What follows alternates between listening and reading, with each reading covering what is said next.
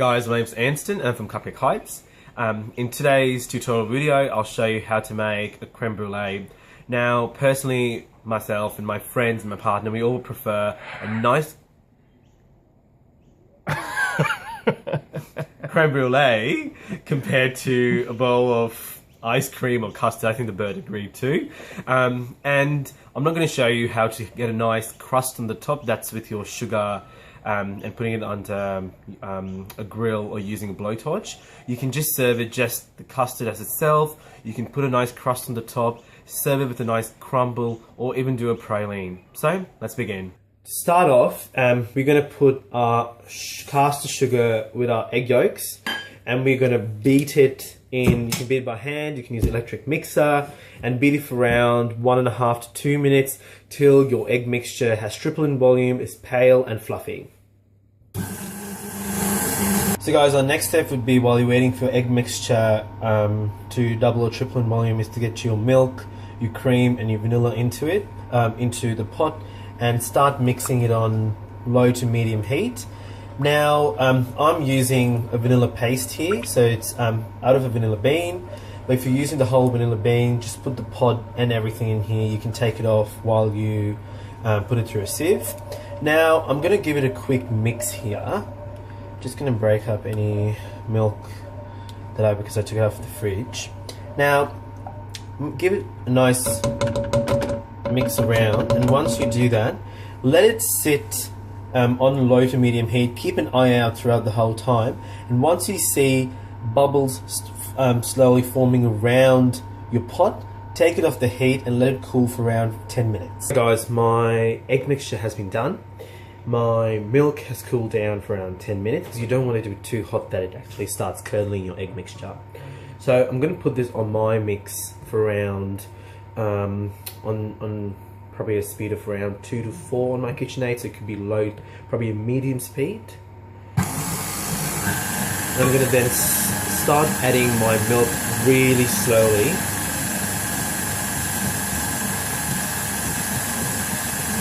Try not to add your milk too fast because you don't want the egg mixture to curdle up. So once you add all your milk, let the mixture be for around another 30 seconds, and once that's done, I'll show you the next step. So guys, my mixture was beating for around 30 seconds, the milk's done, the egg's done, everything's well combined in here. So now you can either use a measuring jug, a normal glass jug, or a water jug that you have. Get a sieve, and then if you have put the vanilla bean into it, the whole pod, is a good time to take it out. Now I'm doing this to make sure that I take out the bubbles that are on the top, and also if there are any sort of solidified milk particles at all. Even if you think there's nothing, it's always good to put your mixture through a sieve. Now make sure when you're putting it through a sieve, you don't pour it rigorously at once. Just put it in slightly because you don't want any bubbles forming. I don't like a lot of bubbles on my brulee because it leaves an imprint on the top. So that's done. Put that away. Now once that's done, just take your jug aside. Get your roasting pan and your creme brulee molds. So here I have a very deep one here, and I have a smaller one here, which will be perfect if you have guests and you've had a big meal and you don't want to eat a lot more and you want a small bit of creme brulee. Or here I got a not that deep, but quite a large dish. So what I'm going to do is I'm going to use 2-3 of those and one of those here. I'm going to pour my mixture gently into the mold. Now, usually what I would do is I would pour the mixture just up till the line that's around your mold, your dish. Because it's usually rich. I mean, if you want to go less than that, I'll probably say 3/4 of your mold, nothing less than that.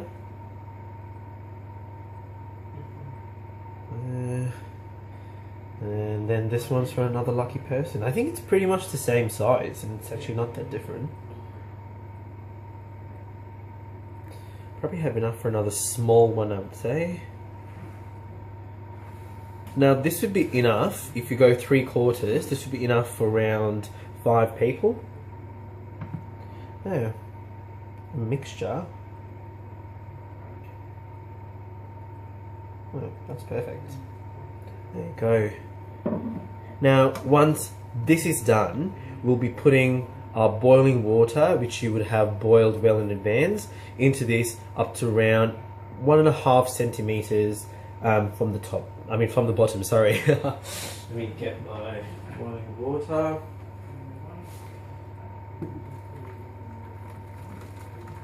Now, another thing I would recommend to do is if your oven is actually a bit away from your working station or your working area, put the pan into your oven first and then pour the boiling water. So the last thing you want is scalding water falling onto your body. So now put this into your preheated oven of 160 degrees Celsius for fan force and 180 for conventional for 30 to 35 minutes. So the way you can check if your creme brulee is done by giving your pan a slight jiggle. So if the middle wobbles just like a jelly, that means your creme brulee is ready to be taken out. Sorry. So guys, I hope you enjoyed making the creme brulee. Now let me warn you, before you put the roasting tin into the oven, I would recommend not to put the hot water in the first place, because you might lose balance and just drop the whole thing all over. I would just recommend you to actually put it into the oven first and then pour the hot water into it. Now, as I said before, and I've always mentioned on my previous videos, that temperatures in the oven tend to change all the time depending on which rack you put your custard or cakes into. So I would recommend you to start taking a look at your custard probably 20 minutes into the whole process.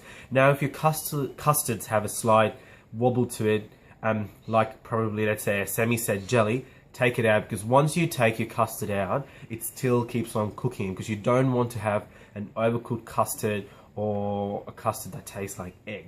I'm sure you don't want scrambled egg after dinner. So let me know how it goes. Do not forget to comment, subscribe, like, and share the video. I'll see you next time. Cheers. Bye.